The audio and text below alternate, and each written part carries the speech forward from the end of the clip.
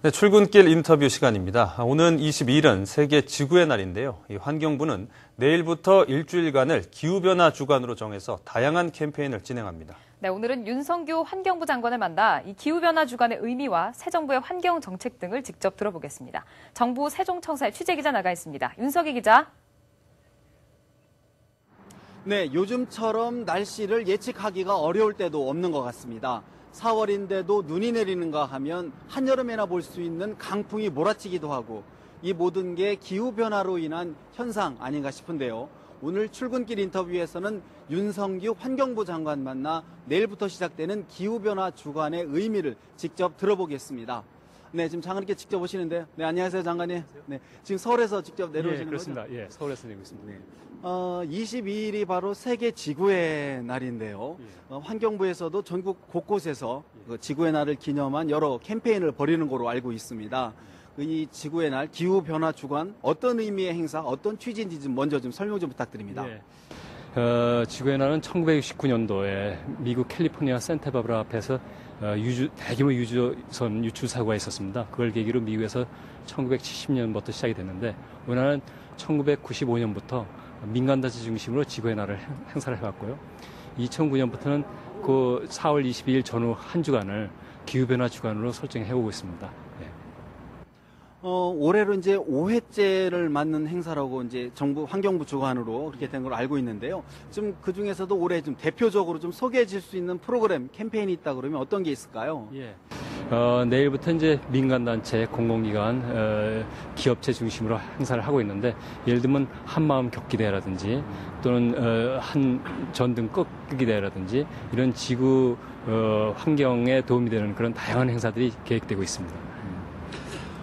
기후변화. 사실 그 심각성에 비해서 일반 국민들은 좀 피부로 못 느끼는 것 같아요. 뭐 체감도도 좀 낮은데 좀 왜 그런지 또 일상생활에서 국민들이 그럼 또 온실가스 감축이라든가 이런 거를 실천할 수 있는 방안들이 좀 어떤 게 좀 있을까요?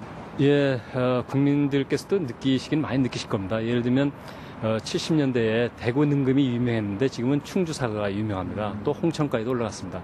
이런 부분도 다 아시는데 중요한 것은 실천이라고 봅니다. 예를 들면 집안에서 전등 한 등 끄기라든지 또는 수돗물 줄이기라든지 가스 덜쓰기라든지 또는 대중교통 이용해서 이 자가용 안 타기라든지 이런 실천을 해주시면 지구온난화 방지에 굉장히 도움이 됩니다. 그렇다면 이제 정부 차원의 노력도 매우 중요할 것 같은데요. 이제 장관님께서 취임하시면서 그 정부의 온실가스 배출량 정만치를 좀 재선정하겠다라는 또 화두를 좀 던지셨는데요. 또 이게 어떤 의미인지 또 박근혜 정부의 온실가스 관련한 그 정책 방향 어떤 건지 좀 국민께 좀 설명 좀 해주시죠. 전 정부에서 2009년도 코펜하겐에서 2020년도에 우리 온실가스를 30% 줄이겠다 이렇게 약속을 했습니다. 그런데 그 당시에 산정한 그 배출량을 2010년도에 굉장히 많이 초과했습니다. 예를 들면 2009년 대비 2010년도에 5.8% 늘어날 거로 전망했는데 실제로는 거의 2배에 가까운 9.8%가 늘어났고요. 그 이유를 2009년도에 여름은 덥고 겨울은 추웠다 했는데 사실은 작년이 더 덥고 더 추웠습니다. 그래서 지금 노란불이 들어온 상태라서 우리가 2020년도에 국제사회에 약속한 30%를 줄이기 위해서는 새로운 산정이 필요하고 그거에 따라서 새롭게 감축 대책이 필요하다는 생각이 듭니다. 그래서 우리 정부에서는 그걸 하기 위해서 금년 말까지 새로운 로드맵을 만들 겁니다. 일부에서는 그렇게 하면 이제 환경 배출량을 좀 늘려서 뭐 숫자만 맞추는 것 아니냐, 뭐 이런 또 그런 비판, 뭐 그런 지적도 있던데 그런 부분은 좀 어떻게 생각하시나요? 그렇게 하는 것은 아니고요. 국제사회에 약속한 게 있기 때문에 국제사회는 그거 외에도 2005년 대비 얼마 줄이겠다라고 하는 부분을 기억하고 있습니다. 그것을 지키기 위한 로드맵을 만들어 갑니다. 좀 구체적으로 뭐 현재 좀 진행되는 상황이 좀 있나요?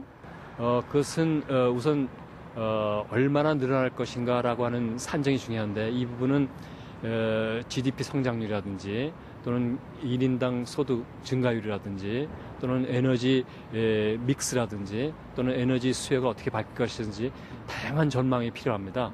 이러한 부분들은 각 부처별로 만들어내야 되고 그것을 우리 온실가스 센터에서 또 정합을 해야 됩니다. 그래서 그런 작업들이 부처별로 이루어져야 되기 때문에 현재 구체적인 내용은 아직 말씀드릴 수가 없는 상황입니다. 이제 취임하신 지 한 달 정도가 네. 되신 좀 넘으신 것 같은데 여러 가지 업무로 좀 바쁘실 텐데 또 지금 전국 산업공단에서 여러 안전사고가 좀 잇따르고 있는데 장관님께서는 이제 후진국형 사고다 이렇게 규정을 하셨는데 환경부 차원에서 어떤 예방 방책 뭐 어떤 방안들이 좀 있는 건가요?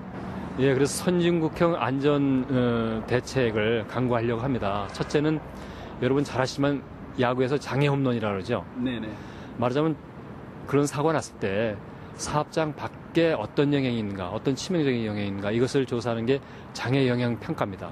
이것을 선진국형으로 해서 우선 시설 설비 측면에서 예방 대책을 철저히 하게 하고 그래도 사고는 날 수밖에 없습니다. 왜냐하면 사람들이 오판을 한다든지 또는 부주의한다든지 이러면 사고가 날 수 있는데 그러한 경우에도 바깥에서 피해가 최소화될 수 있도록 현장 수습 조종관을 지정해가지고 이 최단 시간 내에 현장 출동을 하고 또 그 출동한 물적 인적 자원을 효과적으로 활용해서 피해를 줄이는 이런 대책들을 강구할 예정입니다.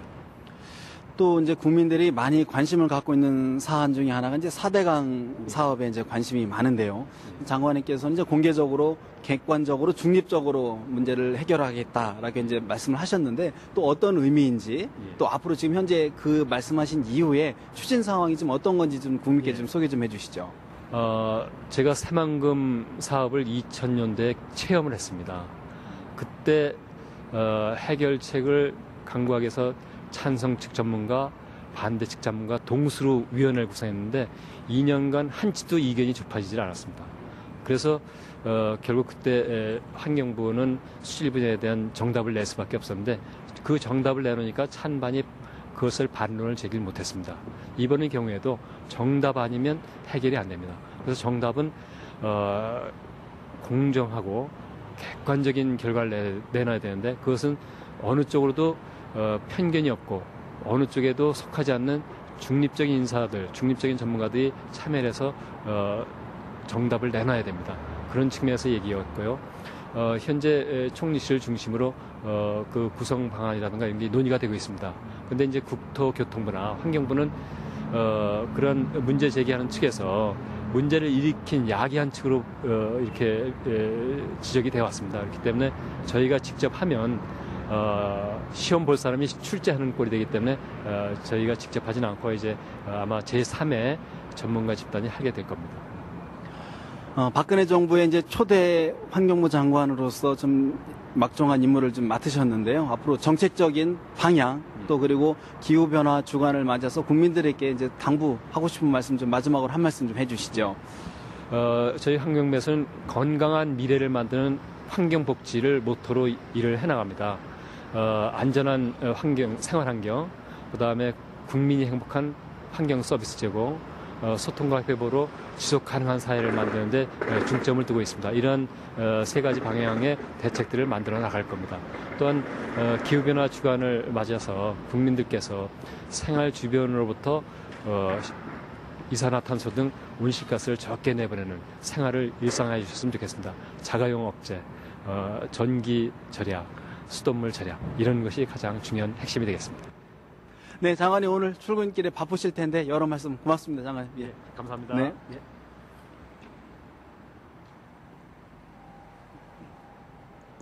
네, 지금까지 정부 세종청사에서 윤성규 환경부 장관과 함께한 출근길 인터뷰였습니다.